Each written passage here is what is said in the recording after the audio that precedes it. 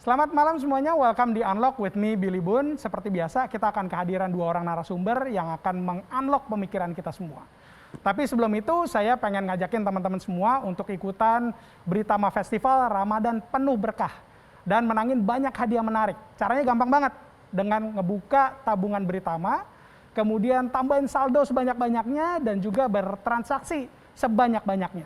Menangin grand prize-nya hadiah BMW X3 selama periode bulan April sampai dengan Juni 2021.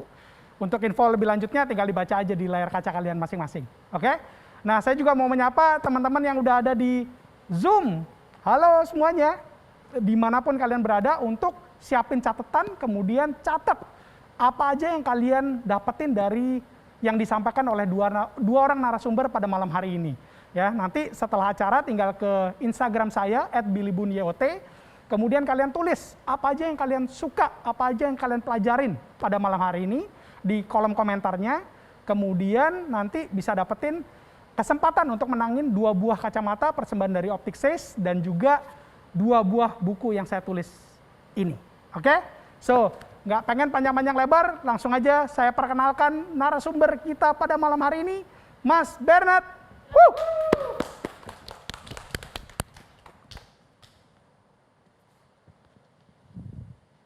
Oke, selamat malam pemirsa Indonesia sekalian. Apa kabarnya? Mudah-mudahan luar biasa.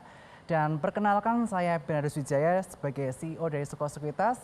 Saya akan berpresentasi mengenai investasi gue banget. Nah, mengapa kita sebagai seorang millennials harus mulai membiasakan untuk berinvestasi? Saat ini kita melihat bahwa kehidupan millennials sebagian besar ada di sosial media, di mana kita melihat hampir lebih dari 80% masyarakat Indonesia melakukan searching, melakukan interaksi di sosial media tiap harinya. Penggunaan sosial media itu menjadi pedang bermata dua untuk para millennials, di mana kita bisa melihat di satu sisi, jika kita menggunakan sosial media secara baik, kita bisa mendapatkan penghasilan dari sana, mulai dari menjadi selebgram, influencer. Tetapi buat rekan-rekan yang tidak bisa menggunakan sosial media dengan baik, ini menjadi pedang berkebalikan, di mana kita bisa mengalami namanya gaya hidup YOLO atau You Only Live Once. Hidup hanya untuk kebahagiaan saat ini aja, tanpa memikirkan masa depan kita. Nah, oleh karena tidak heran, banyak milenial di seluruh Indonesia yang memiliki masalah, mulai dari hutang kartu kredit tidak kelar-kelar. Kemudian karena saking gengsinya, gimana? Mereka mencoba traktir teman-temannya padahal gaya hidupnya belum mencapai tersebut. Oleh karena itu menjaga pertemanan itu sangatlah mahal. Kemudian yang ketiga, udah kerja berlama-lama tetapi nggak memiliki aset. Kemudian macet-macetan di jalan, tetapi gajinya nggak seberapa. Dan kita bisa melihat banyak orang yang traveling habis duitnya. Dan juga mereka mendambakan pernikahan yang mahal. Padahal kita tahu bagaimana?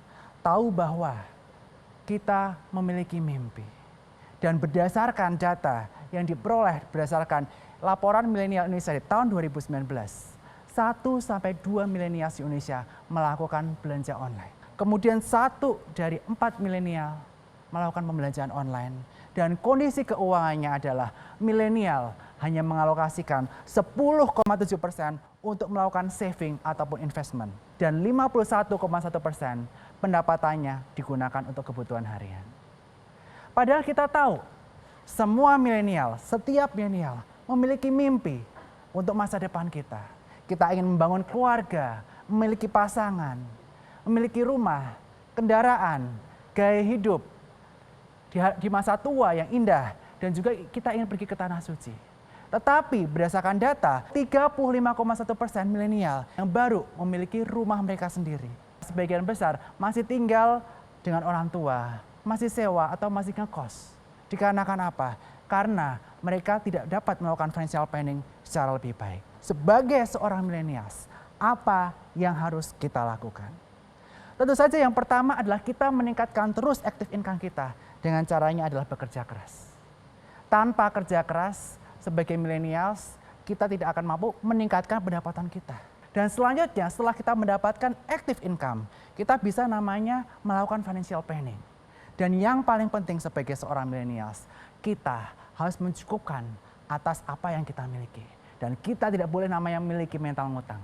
Sebagai contoh, UMR di Jakarta di kisaran area 4 juta rupiah netnya. Dan kita harus maksimalkan penggunaan untuk kehidupan sehari-hari di angka 75.000 per hari. Dikali 30 di angka 2.250.000.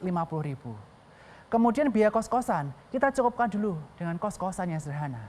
Misalnya Rp750.000 per bulannya. Kemudian jangan lupa kita gunakan untuk biaya amal, zakat, dan entertainment sebesar Rp500.000. Dan kita masih memiliki dana lebih, yakni Rp500.000. Untuk apa? Untuk dana darurat dan juga investasi. Sebelum rekan-rekan sekalian melakukan investasi, pastikan teman-teman memiliki dana darurat dengan minimal 3 kali biaya hidup rekan-rekan sekalian. Dengan tujuan supaya misalnya ada kondisi mendadak terjadi, misalnya kita sakit, atau ada virus datang lagi, sehingga mengakibatkan pekerjaan kita menjadi berkurang, atau kita malah tidak dipekerjakan lagi, kita masih memiliki dana cadangan sebesar 3 kali biaya hidup bulanan kita. Dan setelah kita memiliki dana darurat, kita bisa namanya melakukan investasi. Dan konsep investasi itu bagaimana sih? Berdasarkan yang disampaikan oleh Warren Buffett, seorang investor yang sangat luar biasa di Amerika Serikat sana, yang merupakan salah satu orang terkaya dunia. Dia menyatakan bahwa apa yang kita dapatkan hari ini merupakan buah dari taburan yang kita telah lakukan di masa lalu. Oleh karena itu sebagai seorang investor, kita harus memiliki mindset berfokus kepada jangka panjang atau on delay gratification. Dan investasi secara umum adalah yang kita lakukan untuk mengakumulasikan aset-aset yang kita miliki dengan harapan untuk mendapatkan keuntungan di masa yang akan datang. Mengapa sih kita sebagai seorang millennials harus melakukan investasi? Yang pertama adalah supaya mata uang kita bertambah. Mempersiapkan dana pensiun kita ketika kita sudah tidak produktif lagi. Untuk dana pendidikan anak kita. Untuk melipat gandakan aset kita. Dan yang paling penting adalah supaya kita bisa mendapatkan namanya financial freedom. Percaya nggak bahwa inflasi itu ada di kehidupan kita sehari-hari? Ketika teman-teman misalnya kuliah di ITB di tahun 2007, kita bisa melihat bahwa biaya sekolah itu baru 2,5 juta rupiah. Tetapi di tahun 2017 menjadi 7,5 juta rupiah. Dan di sini kita bisa melihat bahwa biaya compounded annual growth untuk sekolah ada di angka 11,61%. Deposito hanya di angka 6,7%. Dan yang bisa mengalahkan inflasi biaya kenaikan sekolah adalah Jakarta Composite Index atau namanya IHSG. Dan bagaimana sih sebagai seorang milenials kita harus mulai berinvestasi? Yang paling penting adalah kita memiliki 3M plus 1D. Apa itu? Kita harus memiliki mindset yang mana kita mau on delay gratification. Mau bersakit-sakit dahulu, bersenang-senang kemudian. Kita mau untuk berfokus untuk keuntungan jangka panjang, bukan keuntungan jangka pendek. Dan selain itu kita harus mau belajar, berjuang, karena investasi bukanlah sesuatu hal yang mudah. Dan yang kedua, kita harus mau belajar namanya metode-metode dari berbagai sources. Mulai dari YouTube, dari buku, kita harus rajin. Dan untuk di pasar saham, metodenya ada menggunakan fundamental analysis atau kita melihat kesehatan perusahaannya. Dan juga yang kedua adalah technical analysis, yaitu bagaimana kita melihat pola pergerakan harga dari saham tersebut. Dan yang ketiga, yang paling penting lagi adalah kaitannya mengenai money management. Kita harus menggunakan uang dingin ketika kita namanya melakukan investasi. Dan yang paling penting adalah kita jangan put our eggs in one basket. Kita harus diversifikasi ke instrumen yang berbeda-beda. Ada yang di time deposit, ada yang di obligasi, saham maupun reksadana, sesuai dengan risk profile kita. Kemudian jika kita di saham, jangan semuanya tahu di satu saham atau di satu sektor. Karena kita tidak mengerti bagaimana resiko dari suatu instrumen tersebut. Dan kemudian, kapan sebaiknya kita mulai investasi? Semakin kita awal untuk melakukan investasi, kita akan mendapatkan return yang lebih baik. Kita harus mulai investasi sedini mungkin, dan kita harus occupied atau penuhi diri kita dengan knowledge dari leher ke atas supaya kita bisa melakukan investasi secara tepat. Sekian dari saya dan mudah-mudahan ini bermanfaat buat para pemirsa sekalian. Terima kasih.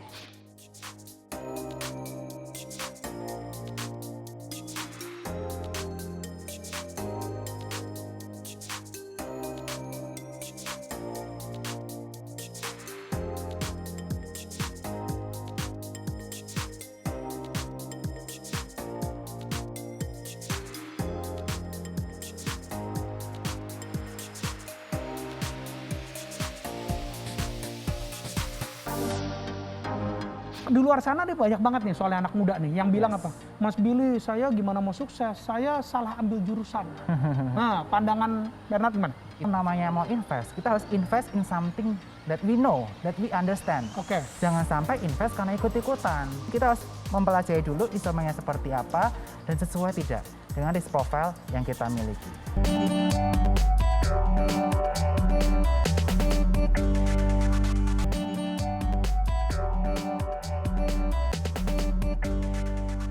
Karena thank you banget, udah presentasinya luar biasa. Thank you Mas Billy. Nggak kelihatan sama sekali lulusan teknik kimia. Nah, nolong nggak lulusan teknik kimia, kemudian sekarang ini ada di saham-sahaman kayak begini? Nolong banget Mas. Di teknik kimia kita belajar namanya proses. Oke. Jadi kita biasa namanya membaca mengenai proses, kemudian berpikir sistematis, teratur. Nah ini yang saya implementasikan di Sekuritas supaya dalam jangka waktu pendek kita bisa melakukan namanya ekspansi luar biasa dan mengedukasi puluhan ribu bahkan ratusan ribu milenial supaya mereka pola pikirnya berubah terkait mengenai investasi dan pengelolaan keuangan. Di luar sana deh banyak banget nih soalnya anak muda nih yang bilang apa, Mas Billy saya gimana mau sukses, saya salah ambil jurusan. Nah pandangan Bernard gimana? Itu salah. Karena kalau kita memiliki keinginan kuat, pasti kita akan berusaha keras untuk menggapainya. Itu yang saya percaya. Jadi jika kita emang salah jurusan, ya kita coba saja apply di pekerjaan yang lebih general. Contohnya nih, staff saya, dia dulu backgroundnya di bidang hukum. Tetapi dia memiliki passion di sosial media. Dia belajar mengenai optimasi search engine, optimization, bagaimana bikin konten, bikin Instagram. Dan ini menjadi sesuatu yang strength-nya dia sekarang. Kalau sekarang ngomongin tentang apa investasi ya. Tadi kan udah kasih tahu apa 3M, 1D gitu-gitu ya. Nah, kalau Bernard sendiri deh. Soalnya gini, anak-anak muda di luar sana banyak yang ngelihat yang wah, ini ngasih tipnya luar biasa nih. Dia sendiri invest apa enggak gitu. Nah, kalau saya did a little bit research. Dulu invest di awalnya yang boleh dibilang yang risknya masih rendah gitu ya. Betul banget. Kalau sekarang udah boleh dibilang berapa? 90% di saham. Di saham, 10% di deposito. Betul sekali. Gitu. Nah, mungkin kalau buat teman-teman yang baru mau mulai gitu. Secara persentasenya yang paling benar kayak gimana sih menurut seorang investor, seorang Bernard? Jadi begini, kita tuh kalau namanya mau invest, kita harus invest in something that we know, that we understand. Oke. Jangan sampai invest karena ikut-ikutan. Kita harus mempelajari dulu instrumennya seperti apa dan sesuai tidak dengan risk profile yang kita miliki. Nah sebagai contoh nih, di tahun 2013 ketika saya pertama kali kerja di Jakarta, saya langsung investasinya di mana? Di reksadana. Kenapa? Karena saya nggak ngerti soal saham, tapi saya tahu jika kita berinvestasi di pasar saham, IHSG trennya naik terus. Makanya waktu itu saya memutuskan untuk investasi di tahun 2013 di reksadana saham. Oke. Dan it's okay ya. Jadi maksudnya kalau sekarang saya tipenya yang risk averse, yang saya nggak berani terlalu yang risky. Jadi saya ngambil mulai investasi tapi reksadana dulu. Teman-teman semua totonya wah langsung main di saham gitu. Kayaknya kan gengsi dong. Nanti saya dibully sama teman-teman. Nah, jangan gengsi-gengsian dong. Ini kan duit kita. Duit mereka, duit kita, duit kita. Yang tahu bagaimana kita memanage uang kita ya kita. Kalau kita ikut-ikutan dan salah, ya nyesel ujung-ujungnya. Dan mereka nggak ngerasain rugi. Yang ngerasain rugi kan kita. Iya, betul. Kalau yang ngerasain rugi kita, ya kita harus yang ngerti dulu. Kita harus invest in something that we know. Kalau emang benar-benar nggak mau risiko, ya pelan-pelan pertama di time deposit, reksadana pasar uang. Kalau udah mau belajar, tapi masih takut-takutan, kita lihat aja tren IHSG naik terus dari tahun ke tahun kecenderungannya, dan kita bisa melihat reksadana saham bisa menjadi pilihan. Tapi mungkin porsinya gedein dulu dari reksadana pasar uang baru reksadana saham. Kalau emang udah punya knowledge, udah memiliki kemampuan untuk analisis secara fundamental, technical, makroekonomi, boleh langsung ke pasar saham. Dan itu pun masuknya jangan langsung jebret gede gitu kan? jangan. Kecil-kecil dulu. Porsinya kecil-kecil dulu Oke. dan dikurangin dari yang dari time depositnya, dikurangin ke porsi sahamnya tersebut sampai nanti mencapai titik keseimbangan di mana teman-teman merasa kayaknya udah cukup deh, jangan lebih banyak lagi. Kalau lebih banyak lagi hatiku nggak tenang, nggak bisa tenang, nggak bisa kerja maksimal untuk mengembangkan talenta kita untuk mendapatkan active income lebih banyak lagi. Jangan tambah dulu. Oke. Stop, masukin banyaknya di pasar uang. Berarti risk profile teman-teman nggak terlalu agresif, mungkin lebih moderat atau konservatif. Dan itu yang ada 3M, 1D. 1D-nya itu adalah disiplin. Betul. Nah ini termasuk yang barusan Bernard bilang kan, kalau kita udah tahu, kita udah kenal tipe resiko level kita seperti apa, kita tahu oke kita stop dulu. Tapi totalnya, wah teman-teman semua bilang besok beli ini gitu. Nah itu kita harus punya disiplin itu ya. Betul, kita harus punya kedisiplinan untuk istilahnya apa? Pengendalian diri. Jadi makanya nih sebagai kita seorang investor saham, waktu dengar-dengaran begitu, kita harus tahu kita punya namanya stock universe. Stock universe itu bukan Miss Universe. Apa tuh? Tetapi universe atau saham-saham yang masuk ke kategori risk profile kita masing-masing. Oke. Tiap orang stock universe berbeda-beda. Kalau saya tidak mungkin berinvestasi di perusahaan yang pertama merugi, kemudian yang kedua perusahaan yang istilahnya likuiditas kurang, saya tidak investasi di situ. Padahal kan itu yang totalnya kalau bisa melonjak, melonjak tinggi. Yes, tetapi kalau kita istilahnya nggak comfortable, kita nggak bisa tidur dong. Dan kita nggak percaya sama good corporate governance-nya, kita juga nggak bisa tidur. Yeah. Tapi kalau kita percaya sama good corporate governance, mengenal emitennya lebih baik, perusahaannya untung, kemudian likuiditasnya lumayan ada, kita berani masukin gede. Tapi kalau tiga itu tidak nyaman, ya better enggak. Karena kan kalau kita nggak bisa tidur, kita nggak bisa apa? Nggak bisa bekerja maksimal. Ya. Padahal kita paling penting di usia muda kayak gini, active income dulu dong Mas. Iya nggak? Betul. Kalau betul. nggak ada punya active income, gimana kita bisa invest? Gimana kita bisa punya dana darurat? Seperti itu. Tadi juga Bernard bilang bahwa yang saat yang paling tepat untuk mulai investasi ya semakin cepat semakin baik gitu kan. Bener banget Mas. Nah, tapi juga harus kenal diri, kemudian pelajarin, ngelakuin yang se-comfortable yang kita jangan maksain kira-kira Betul, kayak gitu ya. jangan ikut-ikutan. Karena tiap orang yang pertama punya risk profile masing-masing. Ya. Kita harus mengetahui, mengenal kira-kira tipe kita tuh investor yang seperti apa. Nah, kalau kita udah mengenal kita seperti apa, kita bisa masukkan porsinya. Kira-kira misalnya kita lebih ke moderat. Ya berarti kurang lebih 50% di time deposit, 50%-nya bisa ke pasar saham, atau 50%-nya di saham dibagi, 30% di reksadana saham, 20% di sahamnya langsung. Nah ini tipe konservatif. Tapi kalau teman-teman tipe moderat, tetapi mau 90% di saham, ya nggak cocok.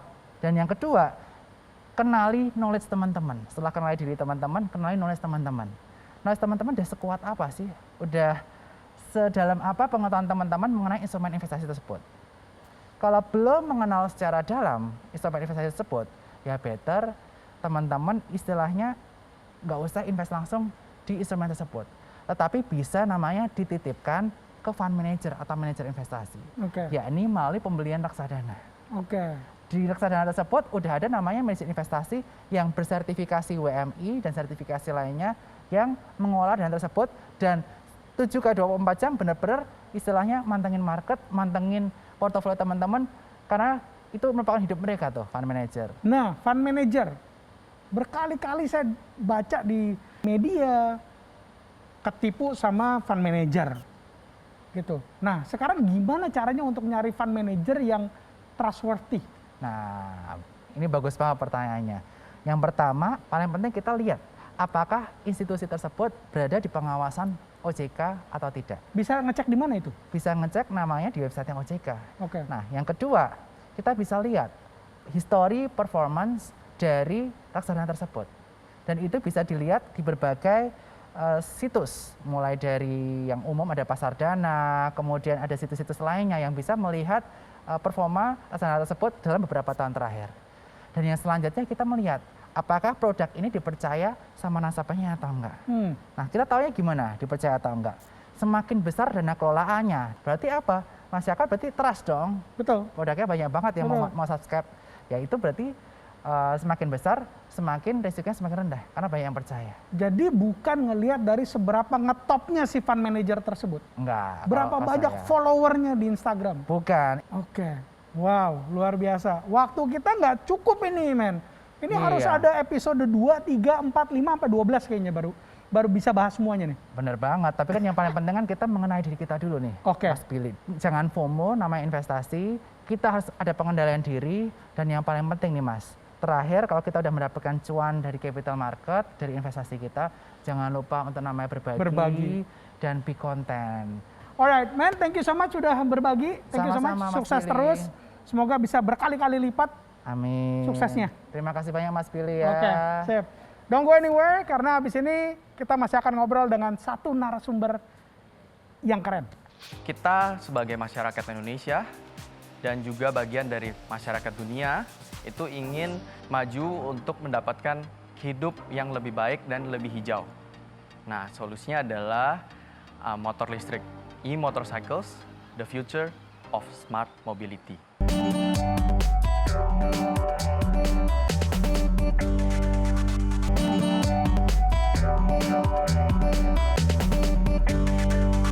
Yes, kita masih di Unlock with me, Billy Boon. Dan seperti biasanya, saya pengen ngingetin sekali lagi untuk teman-teman semua. Setelah acara ini, langsung follow saya di Instagram saya di @billyboonyot. Cari postingan pada malam hari ini, kemudian tulis apa aja yang kalian suka, apa aja yang kalian pelajarin dari kedua narasumber yang hadir pada malam hari ini.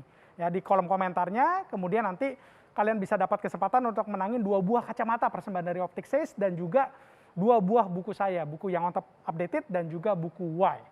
Nah, sekarang tanpa berpanjang-panjang lebar, saya langsung aja memanggil narasumber berikut, Mas Kevin. Oke.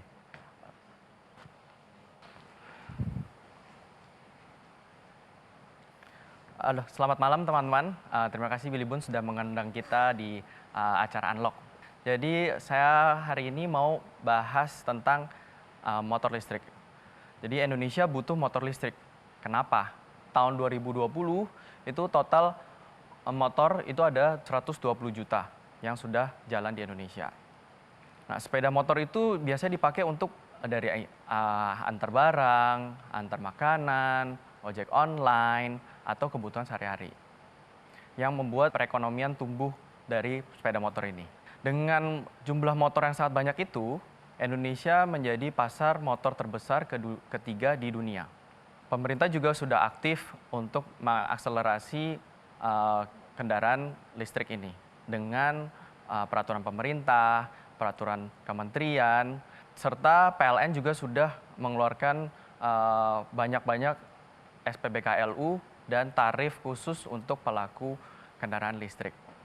Untuk apa? Untuk memiliki ketahanan dan kemandirian energi, serta menumbuhkan gaya hidup baru yang hijau di masyarakat Indonesia. Kita sebagai masyarakat Indonesia dan juga bagian dari masyarakat dunia itu ingin maju untuk mendapatkan hidup yang lebih baik dan lebih hijau. Nah, solusinya adalah motor listrik, e-motorcycles, the future of smart mobility. Kita bisa lihat nih teman-teman, untuk penggunaan satu motor listrik, itu kamu bisa mengurangi gas emisi sebesar 828 kg. Itu kayak apa sih 828 kg? Itu seperti kamu menyelamatkan 38 pohon. Itu baru satu motor listrik. Gimana kalau 1 juta atau puluhan juta motor listrik?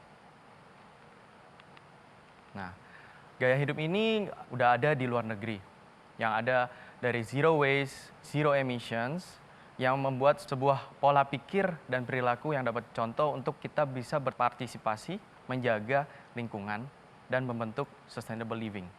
Ada juga kebijakan-kebijakan dari negara di Eropa dan Amerika untuk larangan penjualan kendaraan berbakar bensin. Nah, dari sana kita bisa lihat bahwa dunia sudah menuju ke kendaraan listrik. Kita balik lagi ke Indonesia, generasi muda.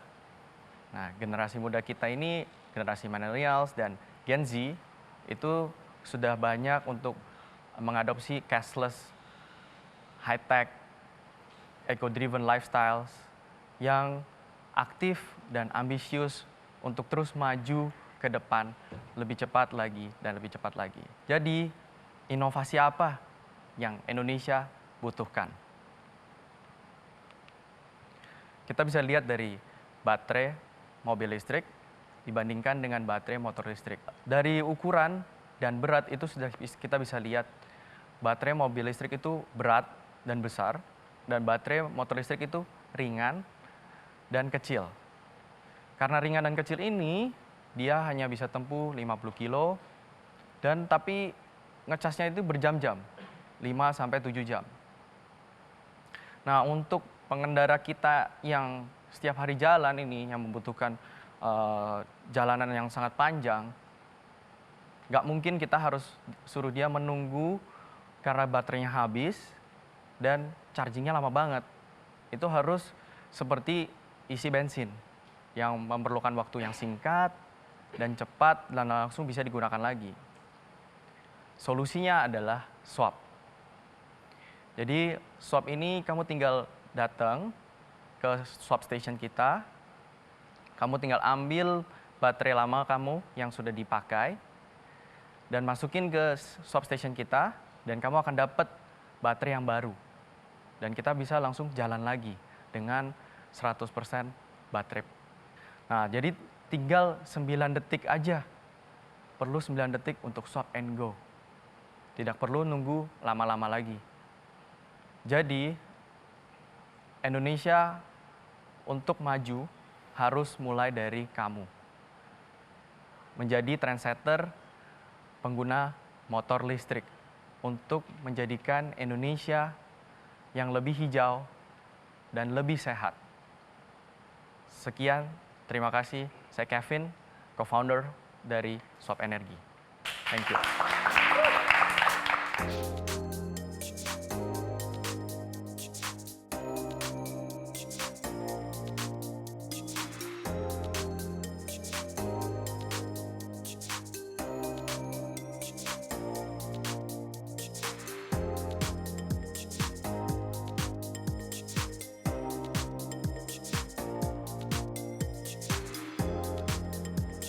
Seberapa yakin bisa mendominasi pasar?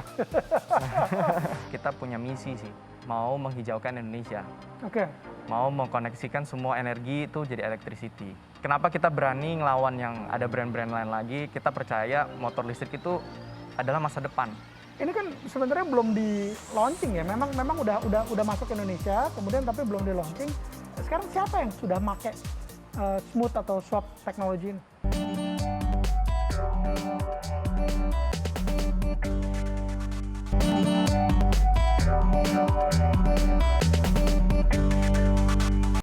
Vin, thank you so much udah sharing mengenai tadi ya, satu motor listrik bisa saving 38 pohon. Itu yang saya paling ingat tuh. Yep.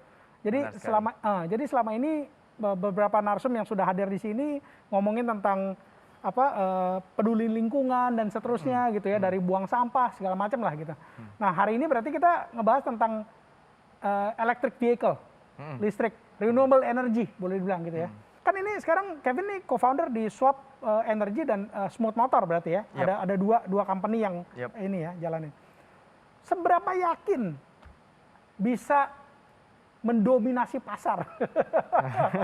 Nggak, maksudnya kan gini, sekarang ini kan semuanya motor bensin. Yep. Kalau kita tahu juga merek-mereknya juga semuanya udah merek-merek global, merek-merek dari Jepang dan seterusnya gitu. Seberapa yakin kok sok-sokan masuk ke dalam industri ini gitu? Oke. Jadi 3 co-founder ini, ada founder dan co-founder lainnya, itu kita punya misi sih, mau menghijaukan Indonesia. Oke. Mau mengkoneksikan semua energi itu jadi electricity. Kenapa kita berani ngelawan yang ada brand-brand lain lagi? Kita percaya motor listrik itu adalah masa depan. Masa depan tuh pasti semua akan berpindah ke motor listrik atau mobil listrik, kendaraan listrik lah intinya. Oke. Sekarang nih kita 2021 gitu. Ini nggak terlalu early nih untuk masuk ke sini, kemudian orang-orang mungkin nanti yang masih mikir yang aduh kayaknya nanti saya belum yakin dengan baterai dan segala macam, nanti kalau baterainya soak gimana gitu. Kalau pakai bensin kan ya memang udah kita semua udah tahu gitu. Kenapa sih kita mulai dari sekarang? Karena kita lihat itu dari Eropa, dari Amerika sudah keluarin larangan penjualan bahan bakar bensin. Kalau kita nggak mulai dari sekarang, nunggu nanti baru ada, ya kita ketinggalan. Kita harus lebih cepat lagi dari negara-negara yang sekitar kita juga gitu loh. untuk mulai ini dulu, apalagi kita penjualan paling besar kan, maksudnya ketiga terbesar di dunia untuk motor. Motor ya. Terus kalau ngomongin teknologinya sendiri gitu kan, kalau yang saya tahu, saya kebetulan ngikutin Elon Musk dan Teslanya gitu kan, yang memang apa ya boleh dibilang kayak pioneer yang ngebikin renewable energy electric vehicle ini jadi seksi, jadi menarik gitu kan. Nah, kan kalau ini apa swap dan smooth ini kan kalau yang saya tahu di Indonesia juga bukan yang pertama masuk ke Indonesia kan, bukan pertama motor listrik di Indonesia gitu kan. Cuman kalau yang saya sadarin bahwa yang lain itu semuanya ya memang mereka charging di rumah dan seterusnya gitu. Nah, kok bisa kepikiran bahwa oh motor itu beda baterainya sama mobil. Kalau mobil dicas semalaman besok bisa jalan seharian. Kalau motor karena tadi ya baterainya kecil dan ringan, di ngecasnya tetap harus berjam-jam tapi cuma bisa sekian puluh kilometer gitu. Nah itu kok kepikiran dan kemudian seberapa yakin dengan teknologi ini gitu? Oke, jadi kalau kita bahas tadi yang mobil tuh sekarang mainnya tuh lebih seberapa jaraknya makin jauh makin bagus. Kayak 500 atau 600 apa mau bikin 1000. Nah itu kan karena mobil dia punya space di bawah dan bisa taruh banyak baterai ya. Nah itu gampang. Nah tapi untuk permasalahan di motor itu kita space-nya kecil banget. Karena cuma ada 2 roda dan dia duduk di atas. Nah makanya gimana caranya, nggak mungkin kita gedein baterainya juga. Gedein baterai ada satu masalah lagi, balik lagi adalah harganya jadi mahal. Nggak bisa fit ke Indonesia market gitu. Jadi kita gimana caranya? Ya udah kita baterainya tetap segitu, tapi kita bikin ini ditukar-tukar aja. Jadi sharing baterai kayak power bank. Kan apa namanya? Kita bisa bantuin dia cas, dia tinggal tuker langsung dapat lagi yang baru, dapat lagi yang baru.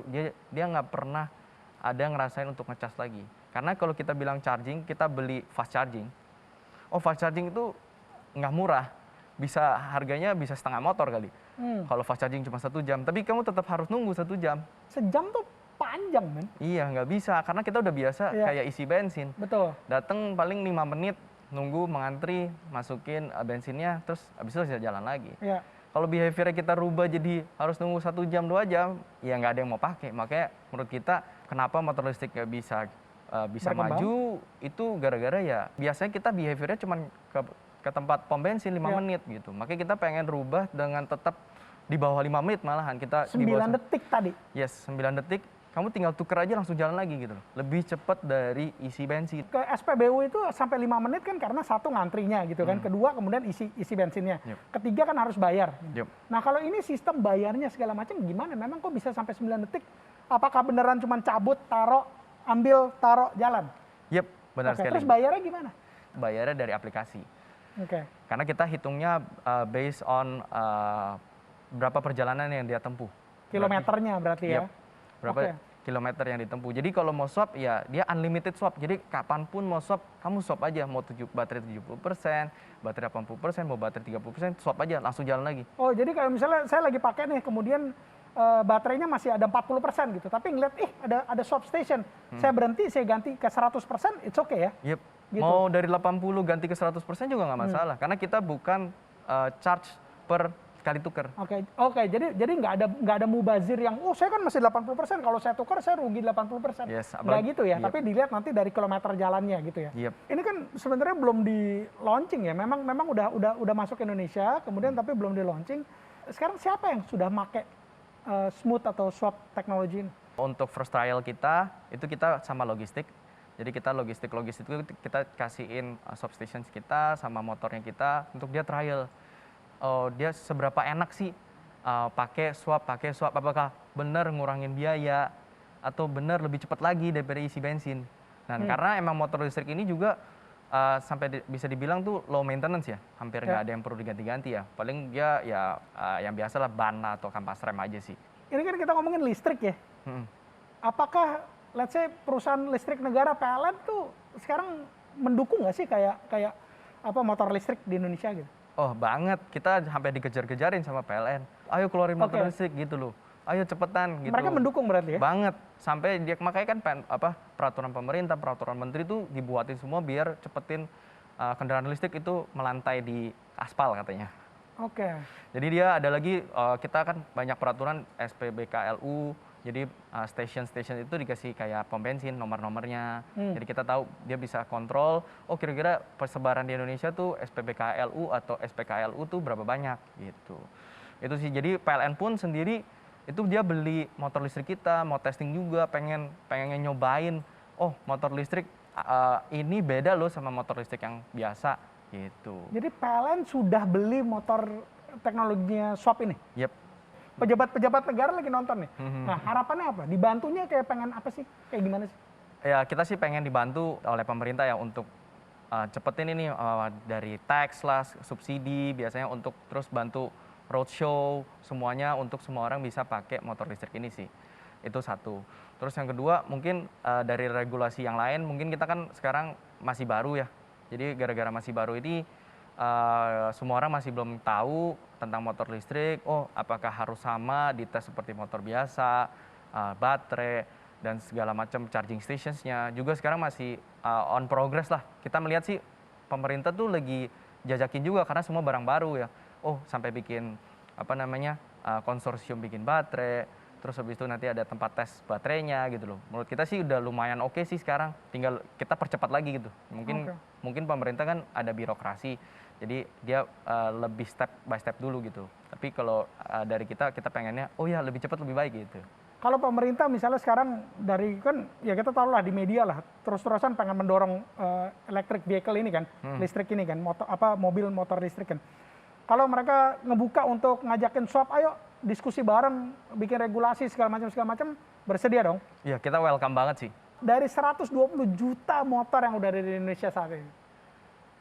Nggak usah jauh-jauh dah, mungkin setahun ke depan deh, kira-kira pengennya atau realistisnya, swap itu udah smooth motornya itu bakal ada yang sudah melantai.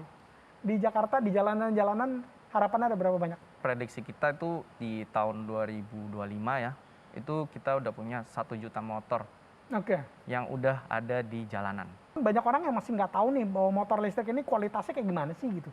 Nah ini kalau R&D-nya sendiri segala macam dari swap maupun smooth motornya ini sendiri dari mana dan gimana sih? Jadi untuk R&D ini kita punya pabrik juga sih. Jadi kita develop sendiri. Semua IoT-nya juga develop sendiri. Jadi kita testing sendiri setiap hari. Kita, ini ada bug, kita betulin lagi sampai benar-benar perfect gitu. Jadi sekarang kita lagi on perfections product dari motor, baterai, sama charging stations. Meluncurkan motor listrik ini ada hubungannya dengan psikologi generation millennials dan Z yang mereka tuh dalam memilih produk, pengen bermanfaat, punya impact positif terhadap lingkungan dan seterusnya. Itu ada hubungannya nggak sih? Iya, pasti. Jadi kita emang lihat, generasi-generasi yang baru ini bukan kayak generasi dulu, hanya pakai produk gitu. Jadi yang sekarang itu dia udah banyak yang berpikir, oh ya kalau dia pakai barang ini tuh gimana impactnya ke yang lain gitu. Semuanya hijau lah. Jadi dia pengen ngurangin bahan bakar dan polusi lah kebanyakan. Gitu. Nah, yang nonton kita kan dari Sabang sampai Merauke ya, dari semua pulau lah, yang bisa menikmati swap teknologi dan smooth motor ini masih cuma kota besar doang dulu atau gimana? Yes, karena kita build the infrastructure. Kita akan mulai dari satu kota ke kota yang lain. Jadi kita akan connect misalnya kita mulai dari Jakarta, terus Jabodetabek, nanti pergi lagi ke Bandung, ke Jogja, ke Semarang, ke Surabaya, ke Bali. Satu persatu itu karena memang sebelum jualan motornya memang charging stationnya harus dibanyakin dulu di kota tersebut gitu ya? Iya benar, jadi kita harus bikin dulu sebanyak mungkin charging station, jadi user-user kita ini pengguna motor listrik itu nggak bingung mau tuker di mana. Untuk Jakarta yang kota gede nih, ibu kota gitu, rencananya bakal ada berapa charging station? Ini supaya teman pemirsa semua tahu nih, oke kalau saya beralih ke motor listrik, jangan sampai nanti yang saya lagi jalan, baterainya habis, kemudian charging stationnya masih 2 km lagi gitu. Target kita untuk akhir tahun ini, kita pengen ada 1.000 charging station. Karena kita pengen setiap 1 kilo tuh ada charger. Jadi setiap 1 kilometer? Yep. Setiap 1 kilometer ada 1 charging station. Jadi orang udah nggak perlu takut lagi keluar, nanti baterainya habis, atau dia ngedorong. Kan biasanya kebanyakan kalau Ya. motor listrik ngedorong jadinya kalau Betul. baterainya habis. Jadi Betul. dia tinggal swap aja di tempat kita. Iya, jadi nanti orang-orang bisa tuh pakai motor listrik bukan di dalam kota doang. Jadi bisa juga keluar kota. Nah, Ya. karena ada stop stations kita gitu. Mau ke Depok lah, mau ke Bogor atau mau ke Bandung. Jadi nanti dia stop by itu bisa dapat charging station gitu, tinggal tuker aja. Oke. Alright, Kevin, thank you so much udah punya misi untuk menghijaukan Indonesia, bukan dicat hijau ya, tapi benar-benar Yeah. untuk mengubah behavior dari motor biasa yang tadi ada 120 juta ya, yang kemungkinan besar nyumbang polusi gokil-gokilan udah pasti. Semoga Indonesia bisa lebih hijau dengan motor listrik ya. Yap. Congrats dan good luck. Thank you, Mas Willy. Oke, that's it perbincangan saya dengan dua narasumber pada malam hari ini. Semoga bermanfaat. Saya ingetin sekali lagi, langsung ke Instagram saya dan follow @billybunyot, kemudian cari postingan pada malam hari ini, kemudian di kolom komentarnya tulis apa aja yang kalian suka, apa aja yang kalian dapetin dari kedua narasumber pada malam hari ini. Kemudian dapetin 2 buah kacamata dari Optixis dan juga 2 buah buku saya yang on top, updated, dan why. Dan semua episode Unlock bisa ditonton di YouTube channel Metro TV dan juga di billybun.com. Until next month, be inspired, I'll see you on top. Tapi kalau 3 itu tidak nyaman, ya better enggak. Karena kan kalau kita nggak bisa tidur, kita nggak bisa apa? Nggak bisa bekerja maksimal. Ya. Padahal kita paling penting di usia muda kayak gini. Active income dulu dong Mas. Iya nggak? Betul. Kalau nggak ada punya active income, gimana kita bisa invest? Gimana kita bisa punya dana darurat? Bisa Berkembang. maju itu gara-gara ya karena dia biasanya kita behaviornya cuma ke tempat pom bensin 5 menit gitu. Metro TV,